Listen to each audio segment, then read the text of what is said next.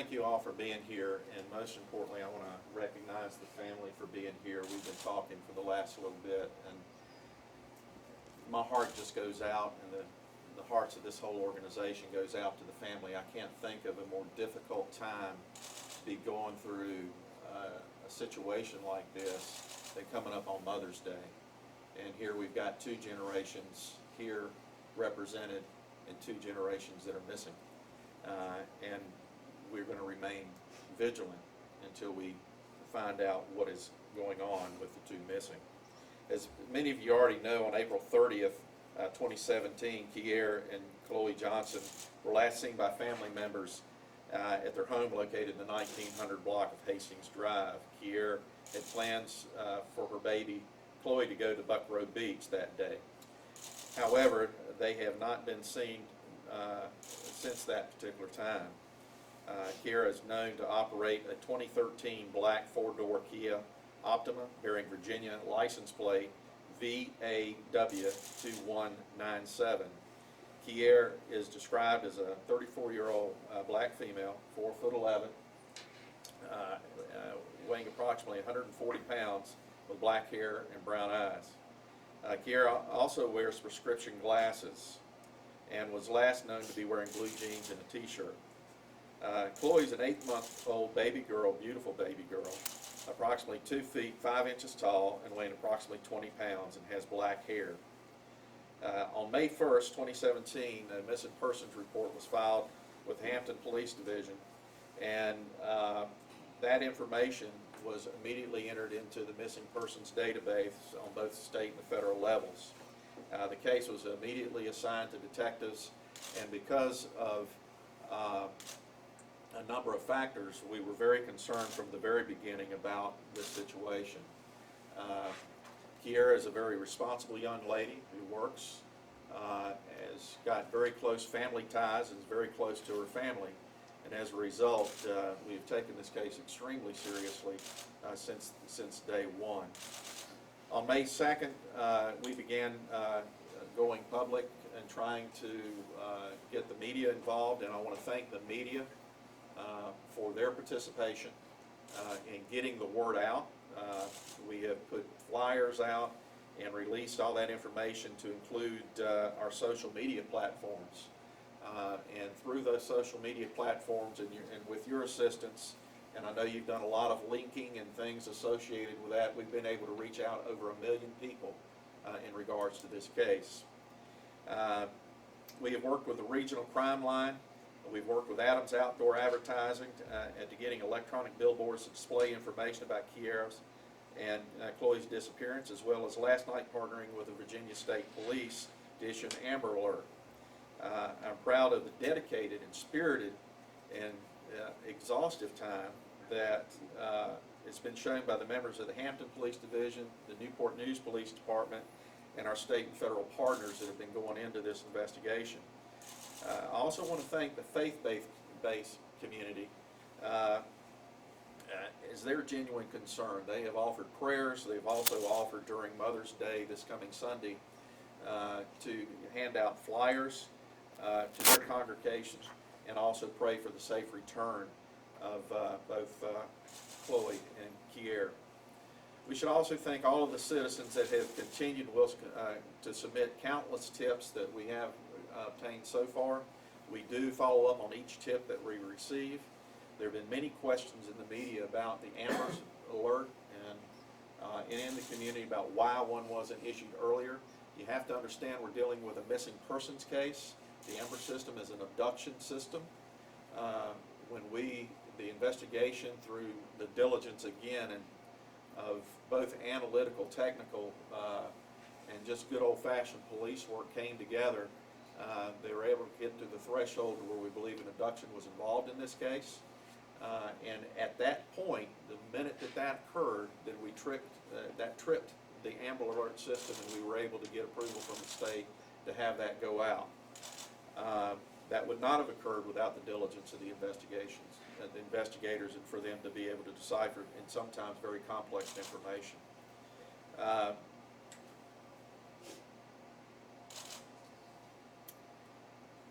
We do know that when Kiera and Chloe first reported missing, there was very little evidence to suggest that there was an abduction at all. It was missing.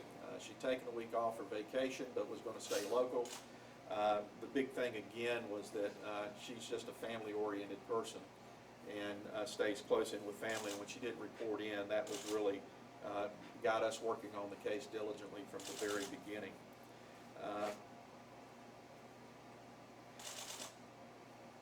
There's been some questions in regards to the AMBER system as why it doesn't include suspect information. The information that we're going on is limited. There's very little I can talk about the active investigation right now because we do not want to harm the investigative process. The little information that we have and that we are building as we go forward is extraordinarily important for the detectives to be able to control that information and to be able to deal with anyone who may have come in contact with them, or to eliminate them as either possible witnesses or hoax witnesses or suspects or persons of interest. And so as a result, we're not releasing any information of persons of interest or suspects at this particular time. Again, I have to say that the investigators have worked tirelessly interviewing family, friends, associates, neighbors, co-workers to attempt to gain any information of anyone who has heard anything about their whereabouts. Again, we have collaborated with state, local, and federal partners on this case. We do have their assistance and their dedication on the case as well. And the one thing I can say, and I would like to conclude with, is that, again, this Sunday is Mother's Day. We've got a mother and a grandmother here, and we've got a mother and a child missing. With the family here, I'd like to say that it would be, and I ask the community just outright, if you have seen anything, if you think you have seen this card, please keep a lookout for this card. Anything that you can do to help us get these two back to their family for Mother's Day, what a special ending that would be for this traumatic week. I can't say it any further than, or any more heartfelt, that this is just a terrible time for any parent or grandparent to go through. We hope and we pray for the best outcome possible and hopefully have them reunited on this Mother's Day. With that said, we will be vigilant and we will not stop until we find out what has happened. And with that, I'll take a few questions. Can you say what changed this to a possible abduction? You mentioned earlier that there wasn't much evidence to say that now. Let me talk a little bit in general terms. In an investigation, we use every resource at our hands. Some of that is information we receive from individuals. And these are folks that may not even know that they know something. You're talking with them and it's a little piece of a puzzle. And then we look at, and that may be coworkers, that may be friends, that may be family. We look at, these days, we look at a lot of technology. You know, we look at social media. And we use every leverage that we can get. And because of all the different dynamics with technology these days, a lot of this is bits and pieces that have to come together, and they have to be analyzed, and they have to be looked at. And then we have to, you know, validate that information for truthfulness and accuracy. And so some of that just takes time. It's methodical. And this is one of those methodical cases. Beyond that, we're using every resource, local, state, and federal, whether it's analytical, whether it's investigative, or whether it's just the partners in the community that will just talk with us. And so it's a combination of those factors without getting into detail. Part of it is technical, part of it is technology, part of it is analyzing that technology, and part of it is just good old-fashioned police work and people talking to us. Chief, I'm not sure you answered the question. The question was, what changed? The information, the level of the investigation. As we gathered that information, we're able to put that information together and pull it together in an understandable sense. That's what's changed. Do you believe they're now both in danger? I believe we would not have issued an AMBER alert if we didn't think they were in danger. So is it safe to say that there was just a bunch of different tips? and let me follow up on that as well. We have been very concerned for their safety since the minute they were reported. I mean, this is not an individual or a child that has a history of running away or has a history of, just going off for a day and being by themselves or alone, even though they're an adult and can do that. This is someone who's very closely family oriented, who has family members they talk to multiple times a day, even though they live out of state. And when they break patterns like that, you take those things very seriously. And so I'm very concerned, and have been, as the whole team has been very concerned since that point. Yes, ma'am. Is it safe to say that there's just been a bunch of tips and that's, with all of that information, that's what's changed? I will say that there has been a combination of information received from individuals and utilizing all the resources in our hand, technology and all, that have been able to be pieced together by a very talented team that has led us to get to the point of being able to issue the Amber Alert. Is there anything else that people could keep an eye out for other than just a car? Well, the car and them, I mean, that's why we're coming to you repeatedly and asking for the car, the description, the tag number, description of them. You'll notice the picture here today is a little different. It's got her prescription glasses. We ask you to utilize that. And so that's the big thing. Talking with each other, any tip that anyone gets, we're willing to run it down and have been doing so. And we know we will get erroneous tips, but that's okay. Is there any more detail about where they might be? You know, how far afield they might have?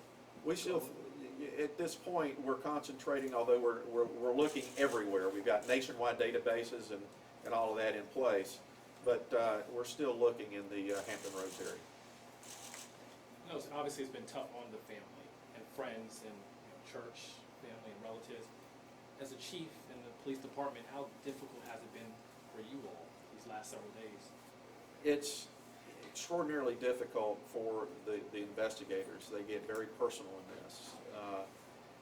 They get to know details about the family, what good people they are. They get to know the details about Kier and Chloe, and it becomes very, very personal, which helps with their drive to find the facts and be the independent finders of the fact. They take it one day at a time, 1 hour at a time, sometimes 1 minute by minute. And I'm thankful for these officers and these detectives, whether they're Hampton or Newport News, FBI or state police. Thankful for them every day for what they do. Have you been able to talk to the child's father? We're not going to talk. We talk with the child's father on an ongoing basis, just like any other family member. I know you said you can't give suspect information, but is there a suspect? I'm not going to comment one way or the other. Yes, sir. Can you get the names of the family member present? Yes. The names of the spellings? Are you guys going to know? Do you have your name here? This is Kier and Chloe's mother and grandmother. Her name is Rhonda Cruz, and that's spelled RHONDACREWS.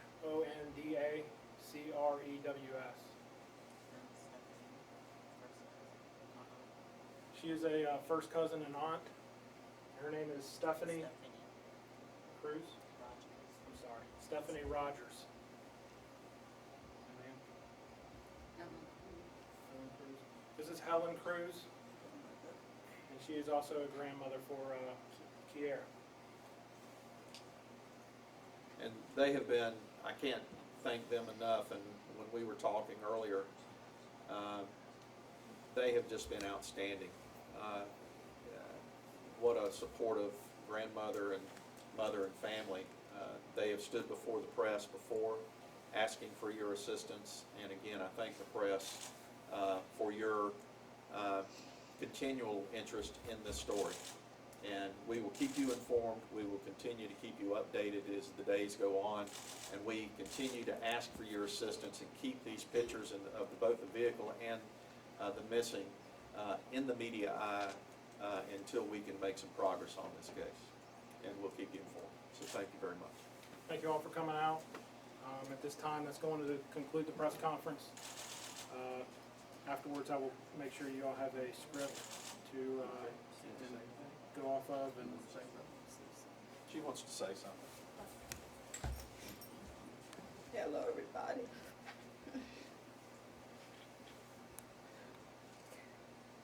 I would like to thank everybody for their help. And I would like appreciate a lot if you all could bring my kids home because I really want them home and I want them back.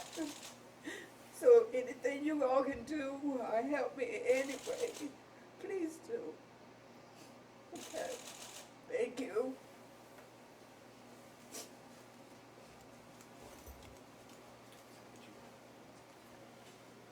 So that will conclude the press conference. Thank you again for coming out.